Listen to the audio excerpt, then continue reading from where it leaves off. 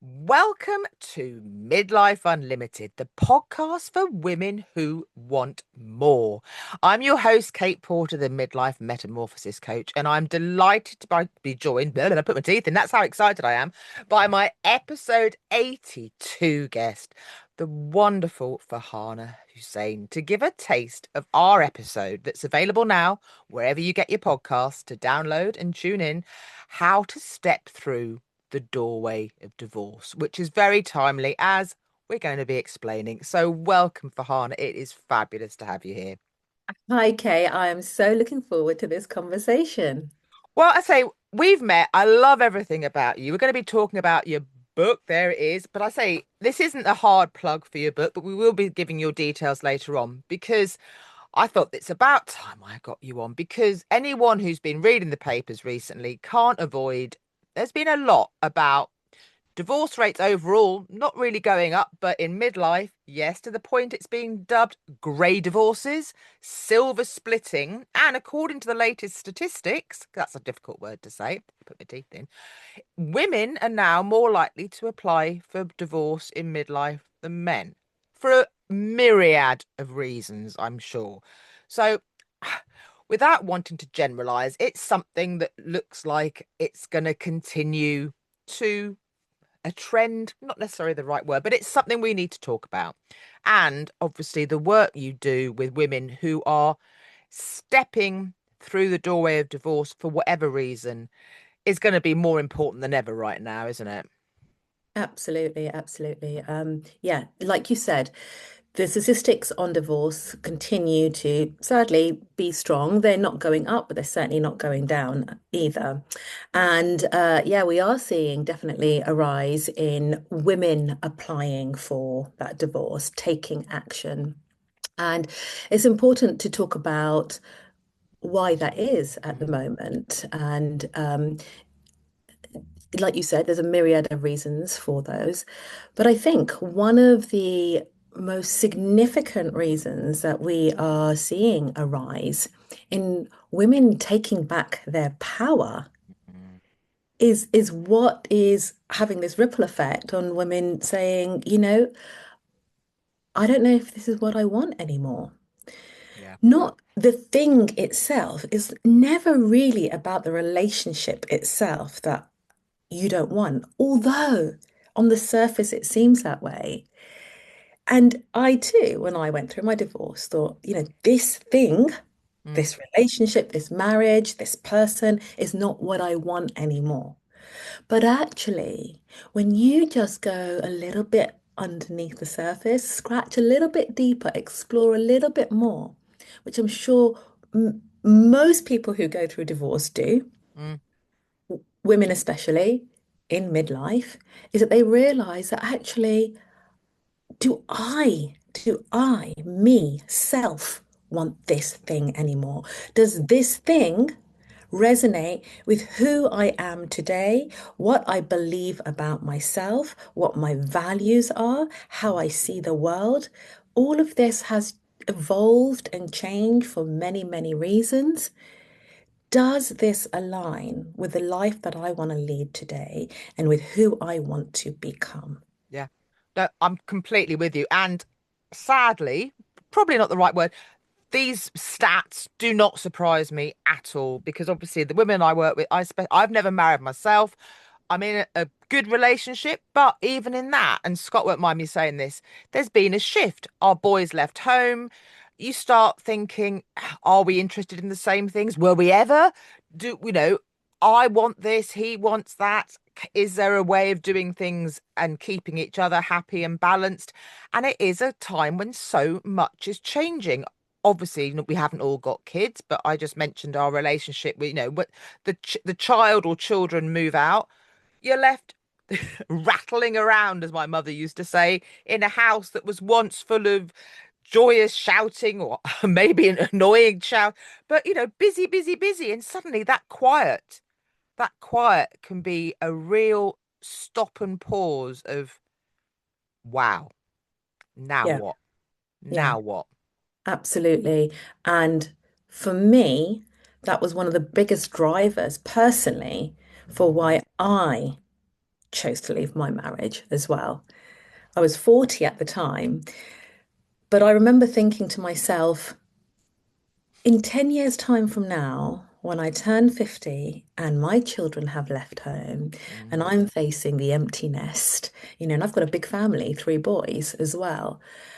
When I'm facing an empty nest, I knew deep down, although everything on the surface looked very, very nice, and you read more about that in my book as yeah. well. Well, and in our audio episode, you talk through, obviously, you had the plan, you had the 5 year, the 10 year, Exactly. everything was And in if place. anyone looked in from the outside, we had it all. It looked great on paper, but I knew in 10 years from that moment that once the boys had left home, that that glue that was keeping us together would dissolve, Yeah. and that I would be left not feeling angry at him or the situation, but for me, the biggest turning point for me was the idea that I would be resenting myself Yeah. And because resentment is just, it's yeah, something we haven't, viewers, we haven't got time for that. That yeah, is not a thing we want to be doing. And another thing that you alluded to just now, what we talk a lot about in the audio episode, but I will talk about it now, is, and whatever your background, it's something that will impact the societal pressure, the comments, the advice, whether it's well intended or maybe not well intended. Because something that struck me after our conversation is, and I know that I've experienced this not through divorce, but through long relationship breakdown, which obviously is a slightly different level. But, I've been in a very long relationship that broke down. And also, people almost, and it sounds nasty to say it, but people almost privately celebrate it because they see it as like, well, someone else is doing worse than we are. And that sounds a really bizarre thing to say, but I know for a fact it's that it's true. It's human nature, isn't it? It's like, oh, thank God, I thought my relationship was bad, but no, it's not as bad as that. And it's almost a yes. smug reaction, isn't it? Yes, yes, absolutely. And can I just say one thing to you, Kate, but also to anyone who's listening out there? Marriage, the word marriage and divorce are legal terms. They're Mm, just of paper. A long-term relationship is as much as a marriage. yeah. When that breaks up, that is a lifetime together of dreams and expectations and plans. And when you've been with somebody for, a significant amount of time, it changes you. Of course it does, because you're bringing in partnership, and you do start to blur the edges of, who you are and who they are Abs and their values and your Absolutely. values. So please don't, like, I don't want you to To belittle downplay it. No. or Yeah. downplay just because you didn't have that piece of paper, Mm. that you did not also experience that grief as well when that significant That's relationship. a very, yeah, that word grief is something I keep seeing again and again. I mean, grief in midlife seems to be something that people are starting to talk about, and it's not just bereavement. It's that feeling of that you've lost who you used to be, which again is very timely. Like we were saying, your roles are shifting, your roles are changing. And also, as like you just said, in a longer term relation, even in a couple of years relationship, the person you were when you went into it is going to be different to the person you are coming out of it. Absolutely, absolutely. So that's, that there is going to inevitably there's going to Yeah. be grief of or at some level or another, and it's completely personal to you. But going back to your other point, because the grief, Yeah. subject is huge. It's Yeah. huge, and I can, talk about it I say endlessly. that's an episode in itself, isn't Yeah, it? and Yeah. and again, you'll see it in the book through many different women's stories, very Mm, different contexts, very different outcomes, but the grief is very clear in each of mm, those stories. But going back to your other point about, you know, all the noise and unsolicited advice, well-meaning advice when you are going through a relationship breakdown, or actually going through the divorce itself, separation. Some of it is well intended.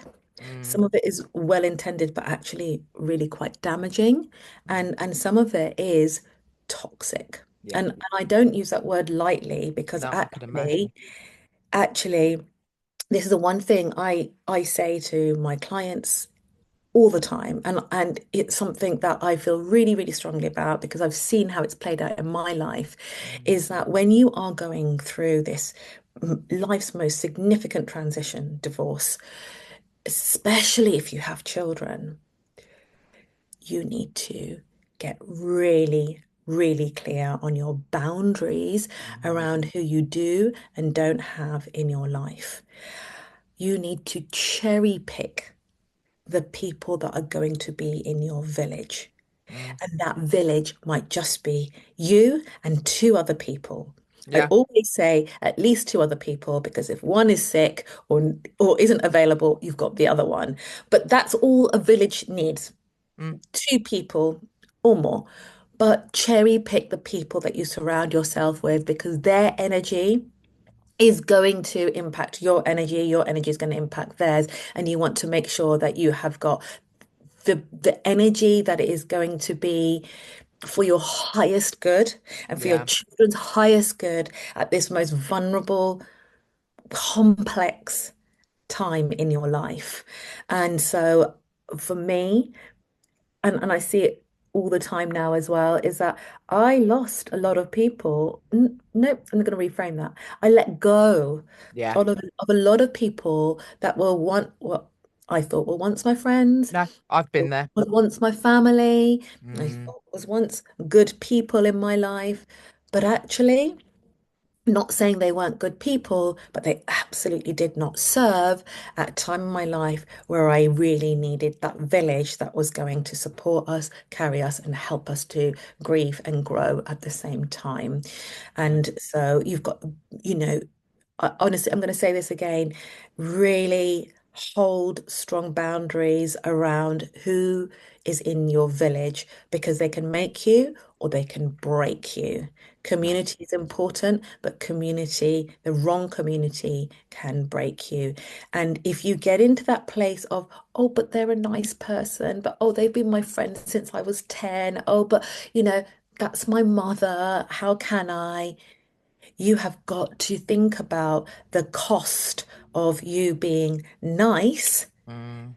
and, the impact of that on what you're going through. Are you going to let this divorce be your downfall, or are you going to choose to let this divorce be your doorway? Because Mm. if it is your doorway and you want to walk through it, you don't want people who are going to be pulling you down or, You don't or, want to or feel like a victim to harder. it, do you? Whether Exactly. it's a no, obviously there are lots of different types of divorce now. We had the no fault divorce, which is great. But I loved a phrase that you used when we chatted before that you were or are, we all are. Well, I said we haven't all got kids, but in a divorce situation, if you do have children, you become even more so the CEO of your children, don't you? And that whole protection and making you're not it's exhausting to a certain extent because you're not just trying to protect yourself and your feelings and your boundaries, but that ricochets, doesn't it? Or like a domino effect on your little ones or Oh, however old they are. absolutely, absolutely. And I think um, we need to talk about that more because we underestimate how much our children are absorbing our energy, are observing our behavior, are observing the things that are going on around them. Even if they don't have the vocabulary or understand, they are feeling and they're Mm, unconsciously they're taking it all in. And this is not to make anyone feel guilty, by the no, way. This no, is no, not no. about whose fault this is. This is about be aware, be aware and understand the responsibility that you carry for yourself. Mm, That when we can lead ourselves, when we can be the CEO of our lives, then we are, without even trying to, role modeling the best version of ourselves that our children are witnessing as well. And yeah. so it's not about being perfect, but it's about Oh taking God, no. responsibility for ourselves. And We are yeah, perfectly imperfect, and I am the queen of that. But I say in yeah. our full-length audio episode, you share so many insights and wonderful tips and advice. But perhaps you could share, we've got time of a few now, just to give viewers a taste of what we talk about in the full episode. Yeah, sure. So, the first tip that I always give people, and People seem slightly disappointed by it when I first say it, but I still stand by it because I live and breathe what I teach. And on that note, it is about the breath. The breath is, well, our life force, but it's also something that we shouldn't take for granted because it, when you can harness the breath, it will give you, it becomes your superpower. Mm, So learning to, and I know everybody knows about the breath. Like, oh yeah, when I go to yoga, I do my breathing. Oh yeah, I went to this workshop at the weekend, beautiful breath workshop, and it was amazing. These things are amazing, but I'm talking about just every mm. day, in the moment, breathe in through the nose, out through the mouth, just to reset yourself. And you might want to do that just now, right now. Just take a breath in and out. And immediately, Kate, I can just see your shoulders just Oh yeah. slightly go up Yeah, as I'm a huge fan of it. As you yeah, say, we don't have to overcomplicate it because that almost is exhausting in itself. Like you said, yes, it's exactly. wonderful to do it at yoga or go to a retreat or whatever, but just taking time on our own, just pausing to do it is so powerful. Exactly. And to make that a Yeah. habit, a regular thing that you do. Of course, you're breathing all the time, but that intentional breath where you're breathing into your belly, a nice deep breath into your belly through the nose and out through the mouth, just to reset you in that moment where everything might just feel, oh, or just first thing in the morning when you wake up, Mm, just to bring the body back to consciousness. Because why the breath? When we can reset ourselves or ground ourselves, we feel a little bit calmer, even if it is in just that moment. And in just that moment, when we feel that little bit calmer, we're going to be able to think a little bit more clearly. And when we mm, can think a little bit more clearly, how we respond to life is going to shift, even if it's by 1%. And that mm, 1% might be the difference between you reacting and feeling like crap and you being able to respond and in your power. yeah. So No. that's the first thing. Anyone can do that. It doesn't cost anything. You can do that right this moment. You can pause this video, this audio, and do it now. And just remember the power of the breath. So Mm, that's the first thing I say to people. One of the things that I don't know if I mentioned in the audio is about I'm inviting you all to stop waiting for them to change. Stop waiting for the situation to change. Stop waiting for the lawyers to sort it out, or for the kids to grow up, or for life to get that much easier. mm. Because you might be waiting the rest of your life.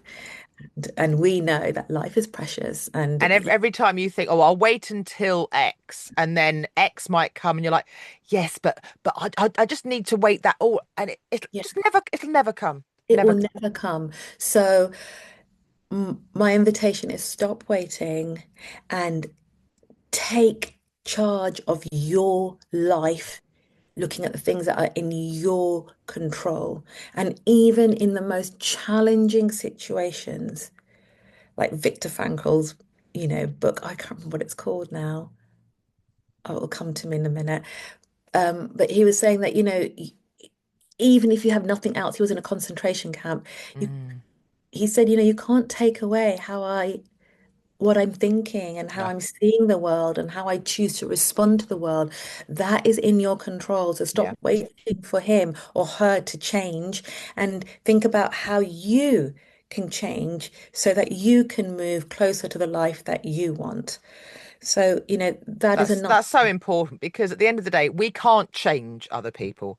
And all we're going to do is exhaust ourselves, upset ourselves, feel guilty, feel angry, all these horrible, horrible emotions that we haven't got the time or energy to waste our efforts on.